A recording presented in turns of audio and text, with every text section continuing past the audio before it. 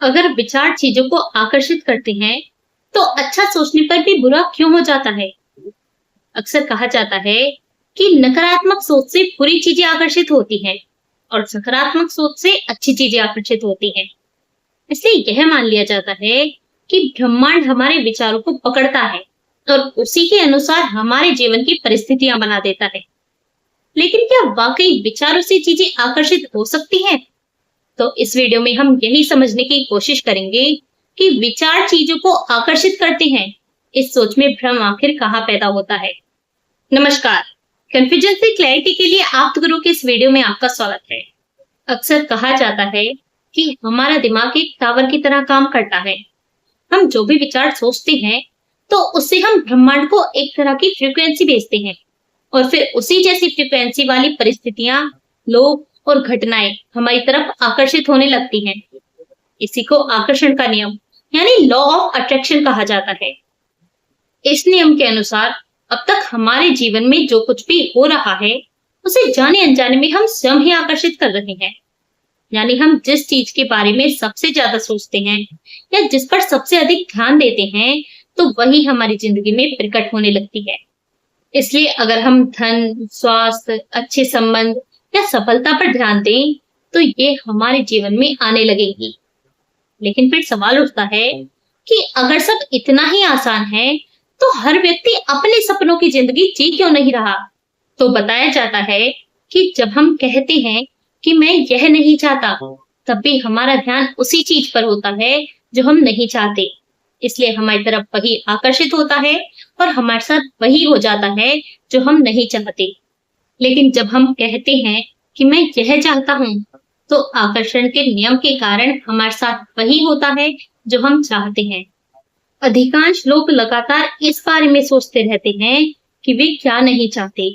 इसलिए अनजाने में वे वैसे ही फ्रीक्वेंसी ब्रह्मांड को भेजते हैं और वैसी ही परिस्थितियां अपनी ओर आकर्षित कर लेते हैं। और फिर उनके साथ वही होता है जो वे नहीं चाहते। फिर वे हैरान होते हैं कि उनके साथ बार बार बुरी चीजें क्यों होती हैं। हम जो सोचते हैं, हमारा मस्तिष्क उसे आकार दे देता है। इसलिए अगर आप चाहते हैं कि आपके साथ अच्छा हो, तो आप क्या नहीं चाहते यह सोचने के बजाय आप क्या चाहते हैं, सिर्फ इसी पर अपना ध्यान और ऊर्जा लगाइए। इससे आपको हर मनचाही चीज मिल सकती है, फिर चाहे वह कुछ भी हो और कितनी भी बड़ी हो।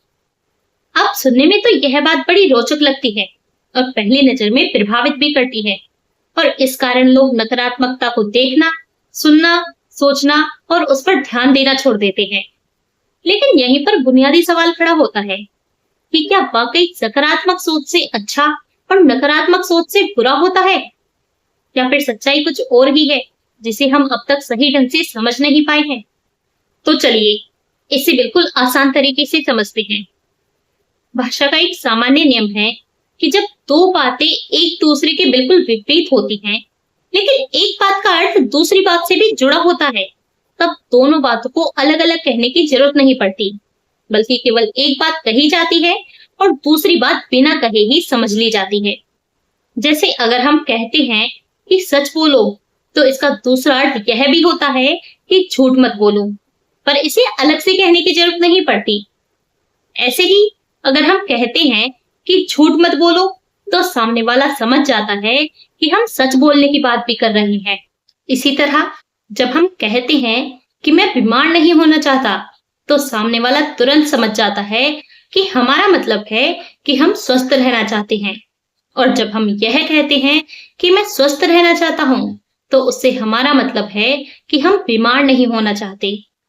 अब अगर भाषा का यह नियम ना होता, तो हर बार हमें दोनों बातें एक साथ कहनी पड़ती कि मैं बीमार नहीं होना चाहता, बल्कि स्वस्थ रहना चाहता हूँ। यही नियम भाषा को सरल और प्रभावी बनाता है, जिससे हम कम शब्दों में पूरी बात कह पाते हैं और समझ पाते हैं। अब जरा ध्यान दीजिए, लॉ ऑफ अट्रैक्शन के अनुसार मैं बीमार नहीं होना चाहता, मैं गरीब नहीं रहना चाहता, मैं दुखी नहीं होना चाहता, मैं असफल होना नहीं चाहता, यानी जो कुछ भी हम नहीं चाहते, तो उसे कहना नकारात्मक सोच है और इससे हम नकारात्मक चीजों को आकर्षित कर लेते हैं। जबकि मैं स्वास्थ्य पाना चाहता हूँ, मैं अमीर होना चाहता हूँ, मैं सुखी होना चाहता हूँ, मैं सफल होना चाहता हूँ। यानी जो कुछ भी हम चाहते हैं, तो उसे कहना सकारात्मक सोच है और इससे हम सकारात्मक चीजों को आकर्षित कर लेते हैं। अब यहाँ एक बड़ा सवाल खड़ा होता है कि भाषा के नियम के अनुसार हमारे नकारात्मक विचार में सकारात्मक अर्थ समाहित रहता है और सकारात्मक विचार में नकारात्मक अर्थ समाहित रहता है। यानी अगर आप यह सोचते हैं कि मैं स्वस्थ होना चाहता हूँ और यह कहने से आप स्वास्थ्य को आकर्षित कर लेंगे, जबकि मैं बीमार नहीं होना चाहता और यह कहने से आप बीमारी को आकर्षित कर लेंगे, तो यहाँ समस्या यह है कि भाषा के नियम के अनुसार मैं स्वस्थ होना चाहता हूँ के भीतर मैं बीमार नहीं होना चाहता पहले से ही बिना कहे मौजूद है, और ऐसे ही मैं बीमार नहीं होना चाहता के भीतर पहले से ही मैं स्वस्थ होना चाहता हूँ भी बिना कहे ही मौजूद है। इसलिए ब्रह्मांड में हम केवल सकारात्मक या केवल नकारात्मक फ्रीक्वेंसी नहीं भेज रहे होते, बल्कि दोनों ही तरह की फ्रीक्वेंसी एक साथ भेज रहे होते हैं। और जब सकारात्मक और नकारात्मक दोनों ही फ्रीक्वेंसी एक साथ जाती हैं, तब लॉ ऑफ अट्रैक्शन के अनुसार यह कहना कि सकारात्मक सोच से केवल सकारात्मक परिणाम आकर्षित होता है और नकारात्मक सोच से केवल नकारात्मक परिणाम आकर्षित होता है, तो यह बात पूरी तरह जम ही नहीं पाती। अब जरा एक और बात पर ध्यान दीजिए। जब हम यह कहते हैं कि मैं बीमार नहीं होना चाहता, तब क्या इससे हमारा यह मतलब होता है कि हम स्वस्थ नहीं होना चाहते? तो बिल्कुल नहीं। हम बीमार होने को मना कर रहे होते हैं, लेकिन स्वस्थ होने से मना नहीं कर रहे होते। और जब हमने स्वस्थ होने से मना ही नहीं किया और बीमार होने के लिए कहा ही नहीं है, तो फिर क्या ब्रह्मांड उल्टा सुनता है, जो बीमार होने से मना करने पर भी बीमार कर देता है? सीधी सी बात है कि हमें जो चाहिए तो उसके लिए हाँ, और जो नहीं चाहिए तो उसके लिए ना कहा ही जाता है। पर फिर भी अगर यह मान भी लिया जाए कि सकारात्मक सोच वास्तव में अच्छी चीजों को आकर्षित करती है, तो यहाँ समस्या यह है कि अगर हम जीवन भर जवान और अमर होने की बात करते रहें, तब भी बूढ़े हो जाएंगे और एक दिन मर जाएंगे।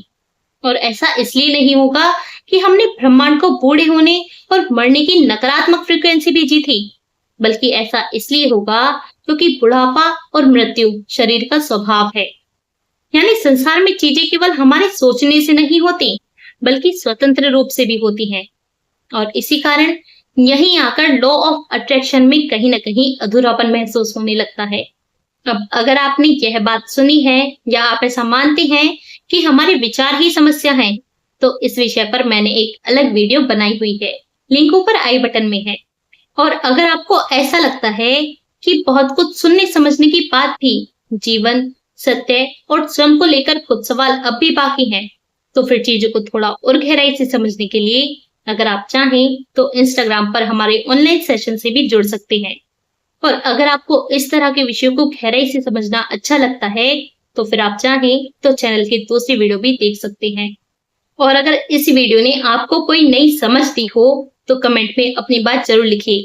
वीडियो पसंद आया हो तो लाइक करें, शेयर करें, और अगर आपने अभी तक चैनल सब्सक्राइब नहीं किया है, तो कंफ्यूजन से क्लैरिटी की ऐसी ही और वीडियो देखने के लिए सब्सक्राइब जरूर करें। धन्यवाद। मिलते हैं अगली वीडियो में।